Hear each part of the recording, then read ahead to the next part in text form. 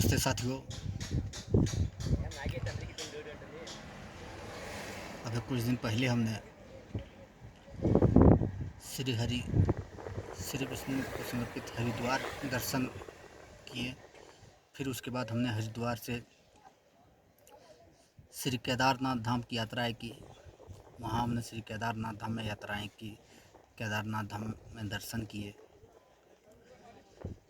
उसके बाद श्री विष्णु को समर्पित श्री बद्रीनाथ धाम दर्शन के उपरांत अब हम माना गांव की ओर बढ़ रहे हैं, जो भारत का प्रथम गांव माना जाता है, प्रथम गांव है।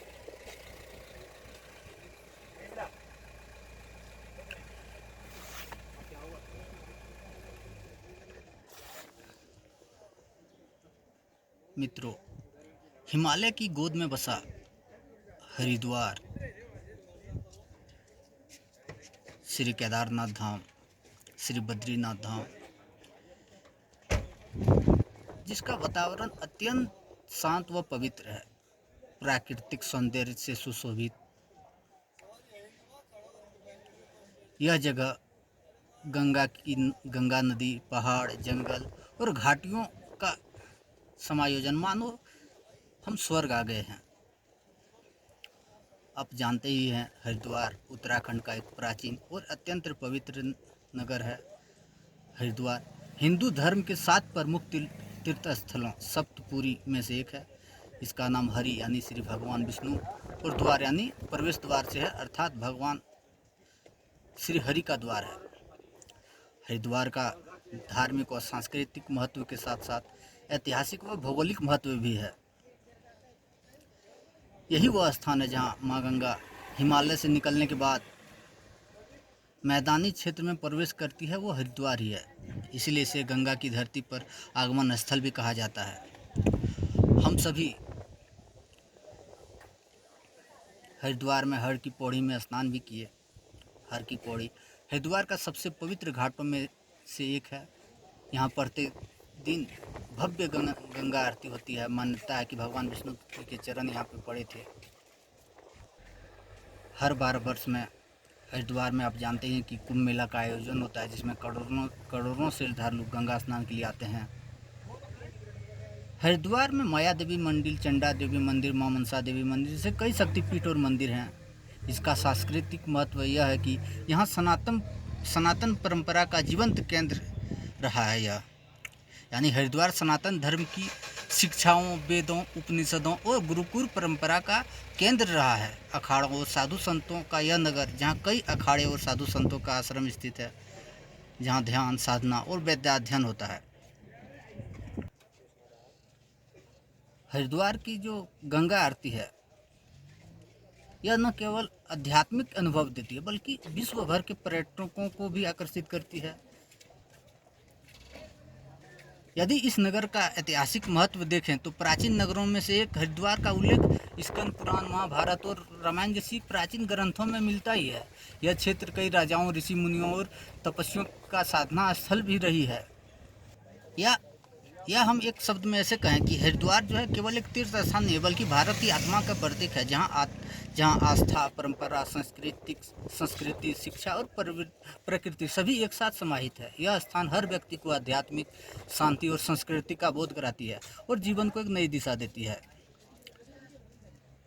मेरी यह यात्रा का उद्देश्य यह है कि जब आप भागदौड़ की ज़िंदगी से थक जाते हैं, जब आपका मन अशांत हो जाता है, जब आप या कोई व्यक्ति संसार की, जीवन की आपाधापी, दुख, मोह, जिम्मेदारियां और असंतोष से थककर भीतर की मन की अशांति की तलाश में निकलते हैं, जब आप माँ गंगा की गोद में बैठकर थकान उतारना चाहते हैं, नहीं हुआ कोई सवारी क्या हो रहा है, थकान उतारना चाहते हैं, तब अत्यंत शांति व पवित्र प्राकृतिक सौंदर्य से सुशोभित पहाड़, जंगल, घाटियों में आते हैं तो मानो स्वर्ग में आ गए हो, जहाँ आप आध्यात्मिक जीवन की ओर अग्रसर हैं, जहाँ आप कमाना, परिवार चलाना, रिश्तों को निभाना, फिर भी कहीं ना कहीं मन के भीतर कहीं ना कहीं अपूर्णता बनी रहती है। आप अक्सर लोभ, मोह, ईर्ष्या, क्रोध, अहंकार जैसे विकारों से घिरे होते हैं। जब आप में निरर्थकता का बोध होने लगता है, जब आप देख रहे होते हैं कि दुनिया में किसी चीज़ की स्थिरता नहीं है, रिश्ते बदलते हैं, पैसे आता जाता है, शरीर भी रोगी होता जा रहा है, तब आपका यह बोध आपको माया से हटकर आत्मा की ओर मोड़ देता है। और ये जगह जहाँ गंगा नदी की कलकल, पहाड़ों की शांति, योग, अध्यात्म आपके मन को प्रफुल्लित कर देता है। बाहरी स्वर से हटकर आपके अपने अंदर, जब आप अपने अंदर झांकने लगते हैं, ध्यान में लीन रहते हैं, मौन रहते हैं, तब मन की चंचलता शांत होने लगती है। निर्मल गंगा, शांत वातावरण और आध्यात्मिक ऊर्जा न केवल मन को एकाग्र करती है, बल्कि मन के भीतर एक नई शक्ति, एक नई सकारात्मक ऊर्जा का संचार करती है। नई ऊर्जा की प्राप्ति होती है, शरीर की, मन की थकान मिट जाती है, आत्मा भी ताजगी हो जाती है और आप अपने अंदर एक सकारात्मक बदलाव पाते हैं। मेरा भी यही उद्देश्य था, इसलिए हम यहाँ आते रहते हैं। और आप भी जब भागदौड़ की ज़िंदगी से थक जाए तो इन स्थानों पर ज़रूर आएँ। यदि हम श्री केदारनाथ धाम की बात करें तो यह भगवान शिव को समर्पित 12 ज्योतिर्लिंग में से एक है और 4 धामों में से एक है। केदारनाथ धाम उत्तराखंड के रुद्रप्रयाग जिले में स्थित है और हिमालय की गोद में बसा समुद्र तट से 3584 मीटर की ऊंचाई पर है, यानी 3.5 किलोमीटर की ऊंचाई पर है, जहां मंदाकिनी नदी बहती है। पांडवों ने महाभारत के युद्ध के बाद शिव जी का आशीर्वाद पाने के लिए यह स्थान चुना था। शिव जी जहाँ बैल यानी नंदी के रूप में पांडवों से छिपने की कोशिश की थी, ये कथा तो आप जान ही रहे होंगे, लेकिन भीम ने उन्हें पहचान लिया। तब शिव जी भूमि में समा गए और उनका पीठ यहाँ प्रकट हुआ, जो आज की केदारलिंग स्थित है।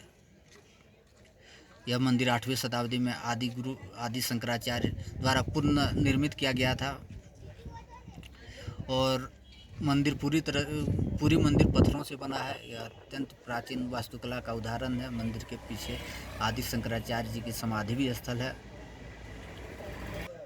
केदारनाथ धाम की यात्रा के लिए आपको सबसे पहले हरिद्वार से रुद्रप्रयाग होते हुए गौरीकुंड तक सड़क मार्ग से बस या टैक्सी से आपको आना होगा।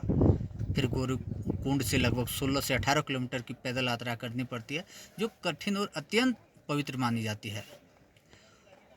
बर्फबारी के कारण यह मंदिर अक्सर 6 महीना बंद रहता है, लेकिन 6 महीना चालू होने के बाद आप अप्रैल, मई, जून और जुलाई में आ सकते हैं। और मंदिर बंद होने के दौरान भगवान केदारनाथ की मूर्ति को उखीमठ ले जाया जाता है। यदि आप बद्रीनाथ धाम की बात करें तो बद्रीनाथ धाम हिंदू धर्म के 4 प्रमुख धामों यानी 4 धाम यात्रा में से एक है और यह उत्तराखंड के चमोली जिले में स्थित एक पवित्र तीर्थ स्थल है। भगवान विष्णु को समर्पित बद्रीनाथ धाम अलकनंदा नदी के किनारे बसा है। यह समुद्र से 3133 मीटर यानी 3.5 किलोमीटर ऊंचाई, हिमालय की ऊंचाई पर स्थित है, जहां और यह मंदिर नार नारायण पर्वतों के बीच स्थित है। नार नारायण पर्वत के बीच यह मंदिर स्थित है।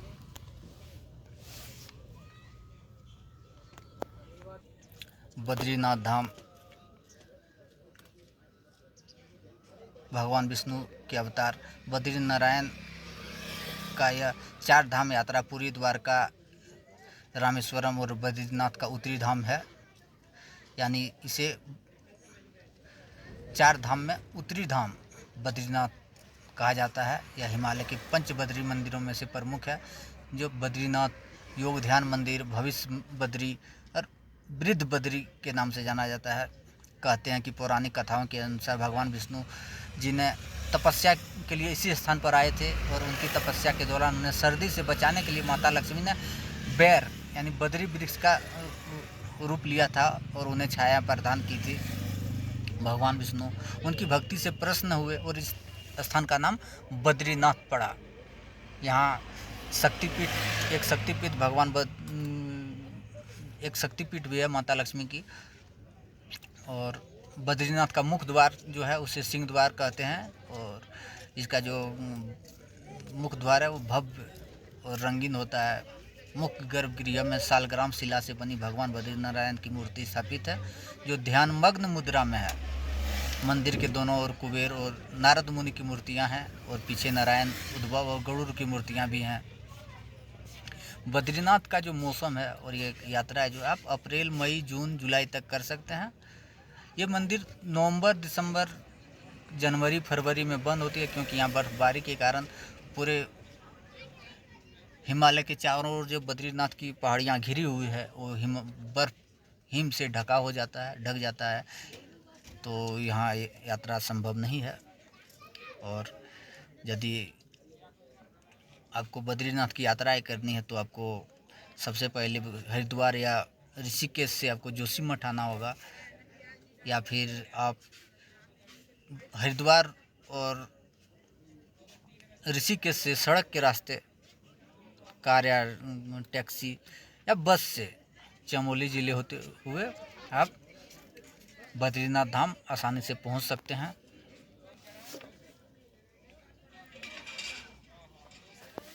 और यदि आपको बद्रीनाथ धाम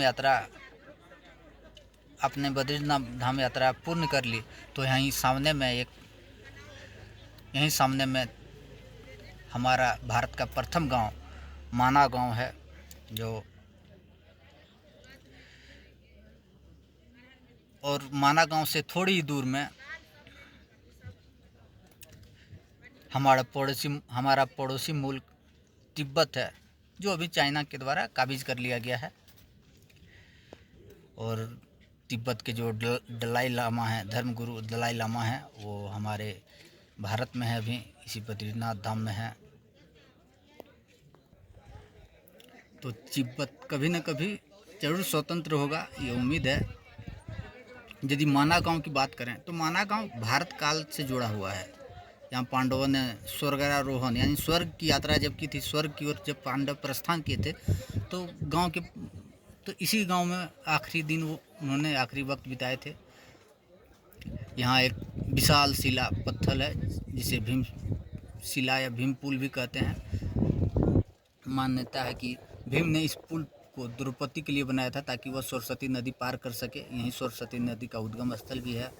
यहाँ व्यास गुफा भी है, जो महर्षि वेद व्यास ने महाभारत की रचना जो की थी इसी गुफा में की थी, जो व्यास गुफा है।